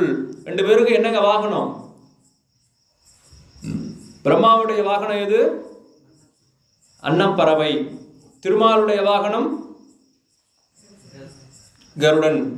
இது 2ம் படர் சிறைப்புள். புல்னா பறவைங்க. அந்த பறவைகள் 2ம் அன்னப்பறவையும் கருடனும் மாகம் இகந்து வந்திருக்கும் சேக்கை எனவும், அவை வந்து இருக்கக்கூடிய இடமாகவும், வானவர்கோன் நாகம் அணையும் கந்து எனவும். இந்திரனுக்கு என்ன வாகனம்? வெள்ளை யானை. அந்த வெள்ளை யானையை, அந்த யானையை கட்டுகின்ற இடத்திற்கு கந்து அப்படின்னு பேரு. ஒரு தூண், அந்த யாகத்து நடுவில் அந்த யூப தூண் சொல்லக்கூடிய அந்த தூண், இந்த பறவைகள் வந்து அமர்வதாகும். யாருடைய வாகனம்? பிரம்மாவினுடைய வாகனமாகிய அன்னப்பறவையும் திருமாலுடைய வாகனமாகிய கருடனும் வந்து மேலே அந்த தூண் மேற்பரப்பிலே இருக்கக்கூடிய இடமாகவும், அடுத்து இந்த வெள்ளை யானை, இந்திரனுடைய ஐராவதம் என்று சொல்லக்கூடிய அந்த வெள்ளை யானை வந்து கட்டக்கூடிய தூணாகவும், வந்து அணையும் கந்து எனவும், நாட்டும் யூப ஈட்டம் உல, யூபத்தூண் என்று சொல்லக்கூடிய அந்த வேள்வி தூண்ல வந்து இவற்றை எல்லாம் கட்டி வைத்திருக்கின்றார்கள். அப்படிப்பட்ட சிறப்புடைய யாகங்கள் தொடர்ந்து நடைபெறக்கூடிய ஊர் இந்த சேஞ்சலூர் என்று இங்கே காட்டுகின்றார். அடுத்து 5வது பாடல். தீம்பால் ஒழுக பொழுதுதோறும் ஓமதேனு செல்வனவும், தாம் பாடிய சாமம் கணிப்போர் சமிதை இடக்கொண்டு அணைவனவும், பூம்பாசடை நீர்த்தடம் மூழ்கி மறையோர் மகளிர் புகுவனவும், ஆம் பான்மையினில் விளங்குவன அணிநீல் மருகு பலவும் புல. தீம்பால் ஒழுக பொழுதுதோறும் ஓமதேனு செல்வனவும். தேனு பசு. இந்த யாகத்திற்கு தனியாக அந்த புனிதனுடைய அந்த பசுக்களை எல்லாம் கூட்டமாக வைத்திருப்பாங்க. அந்த யாகத்திற்குரிய அந்த பால் முதலான பொருட்களை கொடுப்பதற்காக அவை ஒரு பக்கம் இருக்கு. தாம் பாடிய சாமம் கணிப்போர் சமிதை இடக்கொண்டு அணைவனவும். அங்க சாம வேதத்தை கணித்து கொண்டு அந்த வேள்விக்குரிய சமித்திகளை எல்லாம் சேர்த்து கொண்டிருக்கக்கூடிய சிறுவர்கள் மருங்கு, பூம்பாசடை தடம் மூழ்கி, பூவும் பாசியும் நிறைந்திருக்கக்கூடிய அந்த நீர்நிலையில மூழ்கி எழுந்து தங்களுடைய பணியை செய்யக்கூடிய மறையோர் மகளிர் புகுவனவும். அந்த வேதியர்களுடைய இல்லத்து பெண்களும் அவர்கள் இருக்கக்கூடிய பகுதியும், ஆம் பான்மையினில் விளங்குவன அணிநீல் மருகு பலவும் உல. இவ்வாறு பல்வேறு வகையான இடங்கள் அந்த சேஞ்சலூர் திருத்தலத்திலே இருக்கின்றன என்று இந்த 5வது பாடல் நமக்கு காட்டுறார். அடுத்து 6வது பாடல். வாழ் பொன்பதி மற்றதன் மருங்கு மன்னி, திரைகள் வயல் வரம்பின் தாழ்வில் தரளம் சுரி குலைப்பால் சமைத்த யாகத் தடம் சாலை, சூழ் வைப்பிடங்கள் நெருங்கி உள தொடங்கு சடங்கு முடித்து, ஏறும் வேள்வி தலைவர் பெருந்தேர்கள் விண்ணோர் ஏறும் விமானங்கள். இங்க அந்த யாகசாலைக்கு பல்வேறு விதமான தலைவர்கள் எல்லாம் வந்து செல்கிறார்கள். அந்த வேள்விக்குரிய ஒவ்வொருத்தருக்கும் ஒரு குறிப்பிட்ட அவிர்வாகமும் ஒரு சில வேள்விகள் எல்லாம் அவர்களே தலைவராக கொண்டு செய்யக்கூடிய வேள்விகள் இருக்கும். வால் பொன்பதி மற்றதன் மருங்கு மன்னி, திரைகள் வயல் வரம்பின் தாழ்வில் தரளம் சொறி குலைப்பால். அந்த வயல்ல இருக்கக்கூடிய அந்த நீர், நிறைய நீர் இருந்தால் அது அப்படியே அலையா அலைந்து கொண்டிருக்கும். ஒரு குறிப்பிட்ட அளவு தண்ணி இருந்ததுன்னா என்ன செய்யும், அதில் அலை இருக்காது. நாம் ஏதாவது ஒரு கல்லையோ எதையாவது ஒன்று போட்டால் அது கொஞ்சம் சலனப்பட்டு ஒரு அலை உருவாகும், அது திரும்ப நின்றும். ஆனால் பரப்பிலே அதிகமாக, அளவிலே அதிகமாக நீர் இருந்தால் அது இயல்பாகவே அசையும். அதனால தான் கடல் பரப்பு பாருங்க எவ்வளவு பெருசாக இருக்கும், அதில் அலை அதிகமாக இருக்கும். இதே பெரிய பெரிய குளங்கள் ஏரிகளே அந்த அசைவு இருக்கும், ஆனால் கடல் அளவுக்கு இருக்காது. அதனுடைய அளவு, அந்த பரப்பளவும் அதில் இருக்கக்கூடிய நீரினுடைய கொள்ளளவும் பொறுத்து அது தழும்பி கொண்டிருக்கும், வாய்ப்பு இருக்கும். அந்த அணைகளில் நீர்த்தேக்கங்கள் எல்லாம் போய் பார்த்தோம்னா, அந்த மேல் பகுதியில் போய் பார்த்தோம்னா அந்த இருக்கிற நீரில் அந்த அலைகள்லாம் தெரியும். அப்படி அது இருக்கக்கூடிய வயல்ல அப்படி நீர் தேங்கி இருக்கின்றதா, அதுல முத்துக்கள் நிறைந்திருக்கின்றன. குலைப்பால் சமைத்த யாகத்தடம் சாலை. அது எப்படி இருக்கா, அந்த மலரிலே இருந்து தோன்றுகின்ற அந்த முத்துக்கள், வயலில் இருக்கக்கூடிய தோன்றிய முத்துக்கள் அந்த யாக குண்டத்துல தீ வளர்த்ததை போல காட்சி தருகின்றன. அப்படி இருக்கக்கூடிய இடம். அங்கிருந்து அந்த வேள்வி சடங்கு முடித்து இவர்கள் எல்லாம் விமானங்கள் இன்னொருகள் என்ன பண்ணுவாங்க, அவரவர்களுடைய வாகனங்களை எல்லாம் கொண்டு வந்து அந்த புஷ்பக விமானங்களை எல்லாம் நிறுத்தி இருக்கக்கூடிய பகுதியும் தேர்வும் இப்படியெல்லாம் காட்சிகள் அந்த சேஞ்சலூர் திருத்தலத்தில் நிறைய இருக்கின்றது என்று அங்கு காட்டுறார். அடுத்து 7வது பாடல். மடையில் கழுநீர் செழுநீர் சூழ்வயலில் சாலி கதிர்கற்றை புடையில் சுரும்புமிடை கமுகு புனலில் பரம்பு பூம்பாலை அடையில் பயிலும் தாமரை நீல அலரில் துயிலும் கயல்கள் வழிநடையில் படர் மென்கொடி மவ்வல் நனையில் திகழும் சினைக்காஞ்சி. இப்போ இங்கே வரிசையாக அந்த பகுதிகளில் என்னென்ன மலர்கள் இருக்கின்றது அப்படிங்கிறத காட்டுறார். கழுநீர் அப்படிங்கிற செங்கழுநீர் மாலை திருவாரூரில் தியாகேச பெருமானுக்கு அந்த சிறப்புடையதாக சொல்லப்படக்கூடிய செங்கழுநீர் மலர். அடுத்து செழுநீர் சூழ் வயலில் சாலி கதிர்கற்றை, அங்கே நெல் கற்றைகள் எல்லாம் அப்படியே நெல் வளர்ந்து அந்த கற்றையாக இருக்கக்கூடிய காட்சி. புடையில் சுரும்பு மிடை கமுகு, பாக்கு மரங்கள் எல்லாம் நிறைந்திருக்கின்றது. புடலில் பரம்பு பூம்பாலை, அந்த பாலை விட்டு இருக்கக்கூடிய தென்னை முகலாக இருக்கக்கூடிய மரங்கள். அடையில் பயிலும் தாமரை, அங்கே நீர்நிலையில தாமரை பூத்திருக்கின்றது. நீலளரில் துயிலும் கயல்கள், அதனுடைய அந்த மலர் மேல மீன்கள் எல்லாம் வந்து துள்ளி கொண்டிருக்கின்றன. வழிநடையில் படர் மென்கொடி மவ்வல், அங்கே அருகில் இருக்கக்கூடிய அந்த முல்லை கொடிகள் எல்லாம் படர்ந்து அதிலே முல்லை மலர்கள் எல்லாம் பூத்திருக்கின்றன. நனையில் திகழும் சினைக்காஞ்சி, அங்கே காஞ்சி மரங்கள் அந்த மலர்களை பூத்து குலுங்கி கொண்டிருக்கின்றன. அப்படிப்பட்ட சிறப்புடைய இயற்கை வளம் நிரம்பி இருக்கக்கூடிய ஊர் இந்த சேஞ்சலூர் என்று இங்கே காட்டுறார். அடுத்து 8வது பாடல். சென்னி அபயன் குலோத்துங்க சோழன் தில்லை திரு எல்லை பொன்னின்மயம் ஆக்கிய வளவர் போரேறு என்றும் புவிகாக்கும் மன்னர் பெருமான் அனவாயன் வரும் தொல்மரபின் முடிசூட்டும் தன்மை நிலவுபதி 5 ஒன்றாய் நீடும் தகைத்து அவ்வூர். சோழ மன்னர்கள் முடிசூட்டி கொள்ளக்கூடிய ஊர்ல இந்த சேஞ்சலூரும் ஒன்று அப்படின்னு சொல்றார். சென்னி அபயன் குலோத்துங்க சோழன் தில்லை திரு எல்லை பொன்னின் மயம் ஆக்கிய வளவர் போரேறு. திருத்தில்லை என்று சொல்லக்கூடிய சிதம்பரத்துக்கு பொன்பே இந்த சிறப்புடைய சோழ மன்னன் அந்த குலோத்துங்க சோழன் என்றும் புவிகாக்கும் மன்னர் பெருமான் அனபாயன் வரும் தொல்மரபின் முடிசூட்டும் தன்மை. அனபாய சோழர் யாருங்க? பெரிய புராணத்தை அரங்கேற்றம் செய்தவர் தெய்வ சேக்கிழார் பெருமான் அனபாய சோழரிடத்துல தான் அமைச்சராக இருக்கிறார்.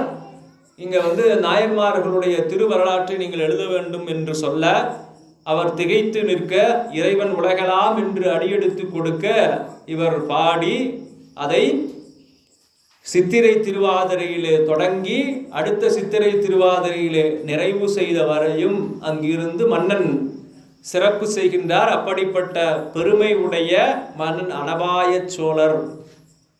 அவருடைய முன்னோர்கள் இப்ப எப்பவுமே பார்த்தீங்கன்னா ஒரு பெரும் சிறப்புடையவர்களை சொல்லும்போது என்ன, இவர் யார் தெரியுங்களா? அவரோட பேரங்க அப்படி அடையாளப்படுத்துவாங்க. அதே கொஞ்ச நாள்ல இவர் பெரிய ஆள் ஆயிட்டாருன்னு வச்சுக்கோங்க, அவர் யார் தெரியுமா? இவரோட தாத்தாங்க அப்படின்னு சொல்லுவாங்க. அப்படி அந்த சோழ மன்னர்கள் பெரும் சிறப்புடையவர்கள். இதே இன்னொரு சோழ வரலாறு முதல்ல சொல்லியிருப்பார். சோழ மன்னனுடைய வரலாறு எந்த மன்னருடைய வரலாறு சொல்லியிருக்கார்? தெய்வ சேக்கிழார் பெருமான் முதல் பகுதியில் மனுநீதி சோழருடைய வரலாற்றை சொல்லியிருக்கிறார். நீங்க பாத்தீங்கன்னா பெரும்பாலும் நிறைய ஈகை செயல்கள் செய்த மன்னர்கள்ல சோழர்கள் நிறைய இருப்பாங்க, சோழ மன்னர்கள் நிறைய இருப்பாங்க. புறாவுக்காக தன்னுடைய தசையை அறிந்து கொடுத்த சிபி சக்கரவர்த்தி சோழ மன்னர். பசுவினுடைய கன்றுக்காக தன்னுடைய மகனை தேர்காலிலே ஏற்றியவர் மனுநீதி சோழர். இப்படி நிறைய சான்றுகளை நம்ம சொல்லிக்கிட்டே வரலாம். தன்னுடைய தாதாதிகளுடைய சூழ்ச்சியை வென்று ஒரு சிறப்பு மிக்க ஒரு வழக்கில் தீர்ப்பு சொன்னவர் கரிகால சோழர். நமக்கு கல்லணையை கட்டியதில் முதல்ல நம்முடைய நாட்டில் ஒரு அணையை கட்டி கொடுத்த சிறப்புடையவர் கரிகால சோழர். அதே போல இன்னைக்கும் பெருமையாக தஞ்சையில் நிற்கக்கூடிய பெருவுடையார் கோயிலை நமக்கு தந்தவர் ராஜராஜ சோழர். கங்கை கொண்ட சோழபுரத்தில் அதே போல ஒரு சிறப்புடைய ஒரு ஆலயத்தை நிர்மாணம் செய்தவர் ராஜராஜ சோழனுடைய மகன் ராஜேந்திர சோழன். அவர் கடற்படை கொண்டு இன்றைக்கு இருக்கக்கூடிய மலேசியா, சிங்கப்பூர் முதலாக இருக்கக்கூடிய பல்வேறு இடங்களை வெற்றி கொண்டு சோழ சாம்ராஜ்யத்தை விரிவுபடுத்தியவர். இப்படி எத்தனையோ சோழ மன்னர்கள், இமயத்தில் புலிக்குடி பறக்க வைப்பவர், இப்படி எத்தனையோ சோழ மன்னர்களுடைய பெருமை உடைய அந்த சோழர் குலத்தில் சிவபெருமானுடைய அடியவர்கள் அவர்களுடைய தொண்டு சிறக்க வேண்டும் என்பதற்காக தெய்வ சேக்கிழார் பெருமானிடத்திலே வேண்டுகோள் வைத்து இந்த பெரும் காப்பியத்தை,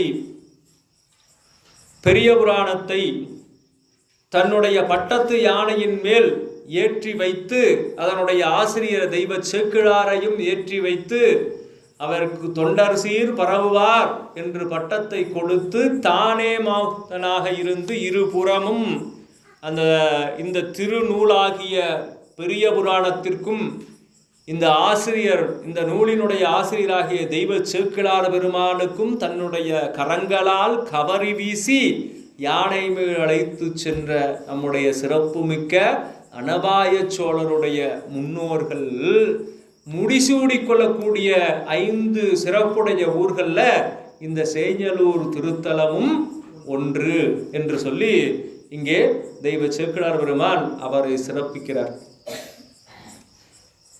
நீங்கள் சில நூல்கள் எல்லாம் பார்த்தீங்கன்னா அவர்களுக்கு யார் அந்த புரவலராக இருந்து உதவி செய்தார்களோ அவர்களை வாழ்த்துவாங்க.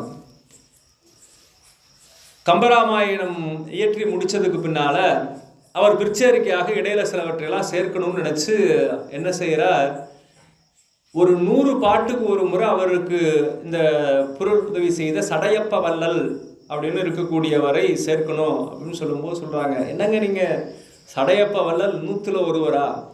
அவர் 1000ல் ஒருவர். அதனால் என்ன பண்ணுவாரோ 1000 பாட்டுக்கு ஒரு முறை சடையப்ப வள்ளலை புகழ்ந்து கம்பர் பாடுவார். சடையப்ப வள்ளல் எவ்வளவு பெரிய செல்வந்தர் அப்படிங்கிறதுக்கு ஒரு சான்று சொல்லுவாங்க. அந்த காலத்தில் யார் அந்த ஊரில் சிறப்புடைய செல்வந்தராக இருக்கிறாங்களோ அவங்க தான் அரசனுக்கு மணிமுடி எடுத்து கொடுப்பாங்க. அதை எடுத்து அவங்க கொடுக்க அவர்களுடைய குலகுரு யார் இருக்காங்களோ அந்த அரசனுடைய குலகுரு, அவங்களுடைய மரபில் இருக்கக்கூடிய குரு எடுத்து அந்த மணிமுடியை, அந்த அரசனுடைய மணிமுடியை அவன் தலையில் சூட்டுவாங்க. அதை செம்பர் காட்சிப்படுத்துவார். சடையப்ப வள்ளலுடைய முன்னோர்கள் எல்லாம் எடுத்து கொடுக்க வசிஷ்டர், அவங்களுடைய குலகுருவாக இருக்கக்கூடிய வசிஷ்டர் ராமனுக்கு அந்த மணிமுடியை சூட்டினார் அப்படின்னு அந்த காட்சியை காட்டுவார். அப்போ இங்கே குலகுருவாக இருந்தவர் செல்வந்தராக இருந்து யார் எடுத்து கொடுக்குறாங்க அப்படிங்கிறதையெல்லாம் காட்டணும். அந்த சடையப்ப வள்ளல் அடிக்கடி அப்படி சொல்லிகிட்டே வருவார். சரிங்க, அப்படி சொல்கிறதுக்கு அவர் என்ன செல்வந்தராக இருந்தால் மட்டும் ஒருத்தருக்கு சிறப்பு வந்துருமானா வராதுங்க. வள்ளுவர் சொல்லுவார் இல்லையா, பொருட்செல்வம் பூரியார் கண்ணும் உல. கொள்ளையடிக்கிறவங்க கூட தான் மனம் இருக்கும், அதுக்குன்னு அவங்களுக்கு மனையாத கொடுத்துட முடியுமா? கொடுக்க முடியாது இல்லையா? அதனால் என்ன செய்ய, இவங்க எவ்வளவு சிறப்புடையவர் சடையப்ப வள்ளல் அப்படின்னு காட்டுறதுக்கு ஒரு முறை ஒரு அரசன் வெளிநாட்டில் இருந்து ஒரு ஆடையை கொண்டு வராங்க, புதுசாக நெய்த ஒரு ஆடை. அந்த ஆடையில் ஒரு நூல் இலை இருக்கு இல்லையா, ஒரு நூல். அந்த ஒரு நூலினுடைய விலை மட்டும் 100 பவுனா, ஒரு இலை மட்டும். அப்போ அந்த ஒட்டுமொத்தமான வயசில் எத்தனை இலை இருக்கும், அதை கொண்டு அரசன் இடத்துல வேற யார் வாங்குவாங்க? இவ்வளவு விலை இருந்தால் விலை அதிகமான பொருளை எல்லாராலையும் வாங்க முடியாது இல்லையா? அப்போ என்ன செய்யறா, அதுக்கு தகுதியுடையவர்களை தேடி போய் அவன் அந்த நாட்டு அரசன்கிட்ட போய் கேட்கிறாராம். ஒரு சிற்றரசன்கிட்ட போய் கேட்ட உடனே அவர், என்னாலலாம் அதை வாங்க முடியாதுப்பா, நீ போய் அங்கே சடையப்பன்னு ஒருத்தர் இருக்கார், அவர்கிட்ட கொண்டு போய் கூட அவர் வேணா வாங்கிக்குவார் இந்த விலைக்கு அப்படின்னு சொன்ன உடனே அவனும் போகிறான். அந்த ஆடையை ஒரு இலைக்கு 100 பவுன் கொடுத்து அந்த ஆடையை வாங்குறார். அந்த ஆடையை உடுத்திக்கிட்டு அவர் அரசவைக்கு போகிறார் சடையப்பர். போன உடனே மன்னன் கேட்குறான், எங்கே உங்களை அரசவையில் 2-3 நாளாக காணோம் அப்படின்னு சொல்லி கேட்ட உடனே அதுவாமன்னா எனக்கு வந்து தொடையில் வந்து இந்த வேடல் கட்டி இந்த கொப்பளை வந்துருச்சு, அதனால் என்னால் அரசவைக்கு வர முடியல அப்படின்னு. நீங்கள் சும்மா பொய் சொல்லாதீங்க, நீங்கள் எப்படி வந்து எவ்வளோ செல்வந்தர எப்படி நல்லா சாப்பாடு சாப்பிட்றீங்க, உங்களுக்கு போய் இதெல்லாம் வருமா அப்படின்னா உண்மைதாங்க அப்படின்னு சொன்னால் எங்கே காட்டுங்க அப்படிங்கிறார். அப்போ என்ன செய்கிறா, தன்னிடத்தில் இருக்கக்கூடிய கத்தி எடுத்து அந்த தொடைக்கு நேராக அந்த ஒரு இலைக்கு 100 பவுன் கொடுத்து வாங்கினார் இல்லையா, அந்த துணியை கிழித்து அந்த தொடை பகுதியை காட்டுறாரு, இங்கே தான் கொப்பளம் வந்தது அப்படின்னு சொல்லி ரொம்ப பாருங்க அப்படின்னு. அப்போ மன்னர் சொல்கிறாராம், அடடா இது வந்து இந்த இலைக்கு 100 பவுன் கொடுத்து வாங்கின ஆடையாச்சு, இது அப்படியே மேலே தூக்கி அது வரைக்கும் காட்டலாம்னா அப்போ என் மானம் என்ன வருது? வேஸ்டியா இன்னைக்கு அதெல்லாம் பற்றி கொஞ்சம் கூட உணர்வே இல்லாமல் போட்டுக்கிட்டு பொது இடங்கள்லேயே சுற்றுறாங்க, ட்ராயரை போட்டுக்கிட்டு. பல இடங்களில் இப்போல்லாம் நம்ம கோயில்களில் அதெல்லாம் தடை பண்ணிட்டாங்க. முக்கால் பேண்ட்டு, அரை பேண்ட்டு, ட்ரௌசர்லாம் போட்டுட்டு, அரைக்கால் ட்ரௌசர்லாம் போட்டுக்கிட்டு வெளியிலேயே திரிகிறாங்க. ஆனால் அந்த வேஷ்டியை தூக்குனா என்னுடைய மானம் போயிடும்னு அவ்வளவு செலவு பண்ணி வாங்கிய ஆடையை ஒரு குறிப்பிட்ட இடத்துல மட்டும் கிழிச்சு காட்டுறார் அப்படின்னா அவர் செல்வத்தை விட மானத்தை எவ்வளவு உயர்வாக கருதி இருக்கிறாருன்னு தெரியும். அதனால அவருக்கு அந்த மரியாதை. பணம் இருக்கிற எல்லாருக்கும் மரியாதை கிடைச்சிடாது. பணமும் பதவியும் இருக்கிறவர்களுக்கு மரியாதை கிடைக்கும், ஆனால் அந்த மரியாதை எல்லா இடத்துலையும் கிடைக்காது. அப்ப என்ன செய்யணும்? அதற்குரிய தகுதியும் சிறப்பும் பண்பும் அவரிடத்துல இருக்கணும். அப்படிப்பட்ட தன்மை உடையவர் சடையப்ப வள்ளல் அப்படின்னு காட்டுவாங்க. அந்த மாதிரி அனபாய சோழ சக்கரவர்த்தி எத்தனையோ பல தொண்டுகள் செய்திருந்தாலும் இன்றைக்கும் இந்த ஞான நூலை நாம் எல்லாம் கற்றுக்கொண்டிருக்கின்றோம் என்று சொன்னால் அதற்கு அவர்தான் முதன்மையான காரணம் என்பதனால அவருடைய பரம்பரையிலே வந்த முன்னோர்கள் எல்லாம் முடிசூட்டி கொள்ளக்கூடிய நகரம் என்று சொல்லி எங்கெல்லாம் வாய்ப்பு இருக்கோ அங்கெல்லாம் அனபாய சோழ சக்கரவர்த்தியை நன்றியோடு நினைந்து போற்றுகின்றார் தெய்வ சேக்கிழார் பெருமான். அடுத்து 9வது பாடல். பண்ணின் பயனாம் நல் இசையும் பாலின் பயனாம் இன்சுவையும் கண்ணின் பயனாம் பெருகொளியும் கருத்தின் பயனாம் எழுத்தஞ்சும் விண்ணின் பயனாம் பொழிமழையும் வேத பயனாம் சைவமும் போல் மண்ணின் பயனாம் அப்பதியின் வளத்தின் பெருமை வரம்புடைத்தோ. இப்போ சொல்றார், இந்த சேஞ்சலூர் திருத்தலத்தினுடைய வளத்தை எப்படிப்பா சொல்ல முடியும்? பண்ணின் பயனாம் நல் இசையும்.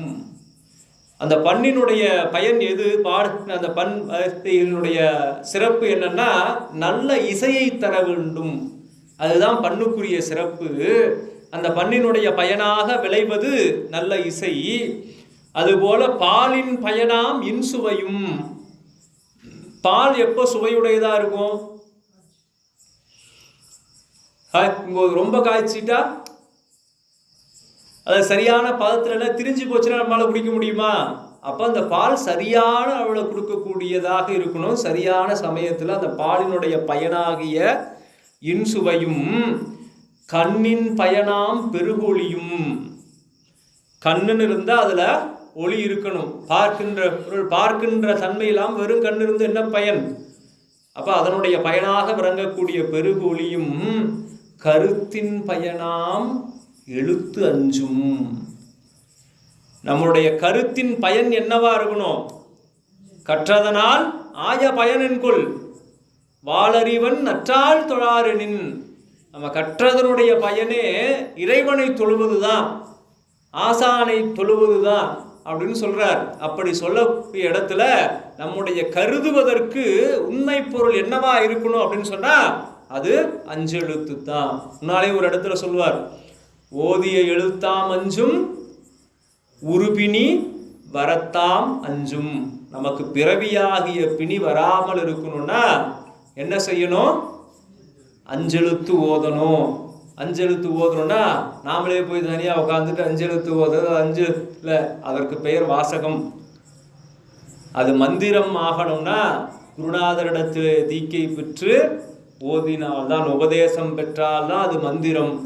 அப்படி இல்லாமல் நாம சொன்னா அதற்கு பேர் நாமாவளி. இறைவனுடைய திருப்பெயராகவும் அது வாசகமாகவும் தான் இருக்குமே ஒழிய மந்திரமாக மாறாது என்பது நமக்கு நம்முடைய அருளாளர்கள் உணர்த்திய வழி. அப்படி கருத்தின் பயனாம் அஞ்செழுத்தும் விண்ணின் பயனாம் பொழிமழையும். இந்த வானத்தினுடைய சிறப்பு என்ன அப்படின்னா, வள்ளுவ பேராசான் வான் சிறப்புன்னு ஒரு அதிகாரம் வச்சிருக்கார். அது என்ன சொல்றார்? வானத்திற்கே உரிய சிறப்பு என்னன்னா அது மழை.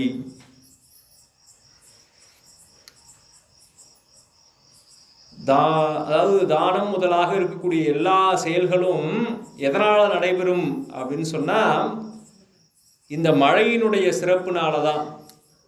ஒரு திருக்குறள், வான் நின்று வழங்காவிடின் தான் தான் தடிந்தெழிலி தான் நல்காவிடின் அப்படின்னு சொல்லுவார். அந்த பூசை முறைகள் மற்றது எல்லாமே இந்த மழையினால பயிர்களும் உயிர்களும் செழித்திருந்தாதான் இதெல்லாம் நடக்கும் அப்படின்னு அந்த குறளில் காட்டுவார். அந்த மாதிரி அந்த விண்ணின் பயனாம் பொழி மழையும்.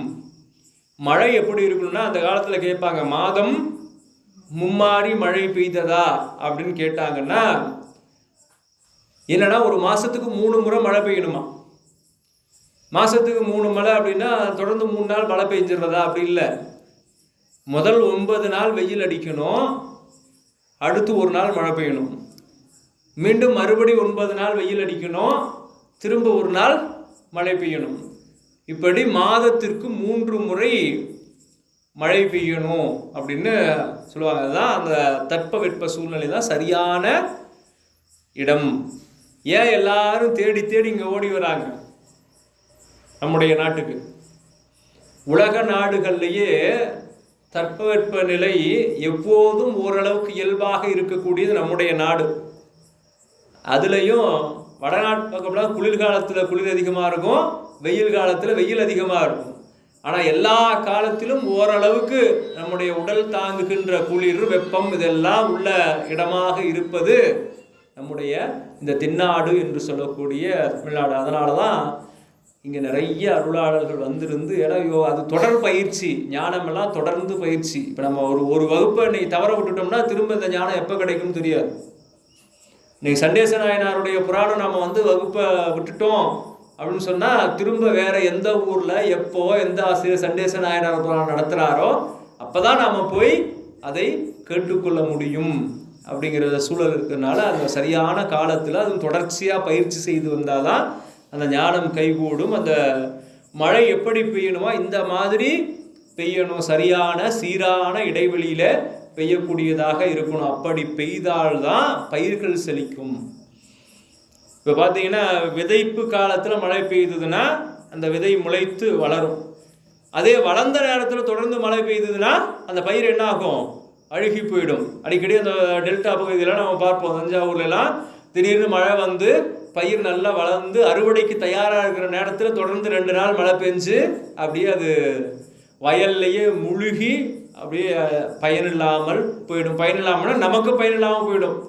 அது பின்னால் நிலத்துக்கே உரமாக மாறி போயிடும், ஆனால் நமக்கு பயனில்லாமல் போய்விடும். அதனால் அந்த விண்ணின் பயனாக இருக்கக்கூடிய பொழியும் மழை சரியான காலத்தில் பெய்து பயிர் செழிக்க உதவுவதாக இருக்க வேண்டும். வேத பயனாம் சைவமும் போல். இந்த வேத நெறியினுடைய பயனாக விளைந்திருக்கக்கூடிய ஒரு பெரும் சிறப்பு நம்முடைய சைவ நன்னெறிதான். அதை போல மண்ணின் பயனாம் அப்பதியின் வளத்தின் பெருமை வரம்புடைத்தோ. இப்படிப்பட்ட இது போன்ற இந்த மண்ணுலகம் செய்த பெரும் பயனாக விளங்கக்கூடிய இந்த சேஞ்சலூர் திருப்பதி திருத்தலம், அந்த திருத்தலத்தினுடைய பெருமை இவ்வளவுதான் என்று வரையறுத்து சொல்ல முடியாது என்று நமக்கு இந்த பாடலிலே தெய்வ சேக்கிழார் பெருமான் அருளியிருக்கின்றார் என்று சொல்லி 9வது பாடலோடு நாம் இன்றைய வகுப்பினை நிறைவு செய்கின்றோம். இதிலே எங்களையும் அறியாமல் ஏதேனும் சொற்குற்றமோ பொருட்குற்றமோ செய்திருந்தால் அது அடியேனுடைய சிற்றறிவின் பார்ப்பட்டது என்றும், நிறைகள் இருந்தால் இந்த ஞானாசிரிய பெருமகனார் சித்தாந்த சைவ சுடர்மணி சிவமா ஜானகிராமன் ஐயா அவர்களுடைய அருட்கருணையை சார்ந்தது என்று சொல்லி நல்லதொரு வாய்ப்பிற்கு நன்றி கூறி நிறைவு செய்கின்றோம். திருச்சிற்றம்பலம்.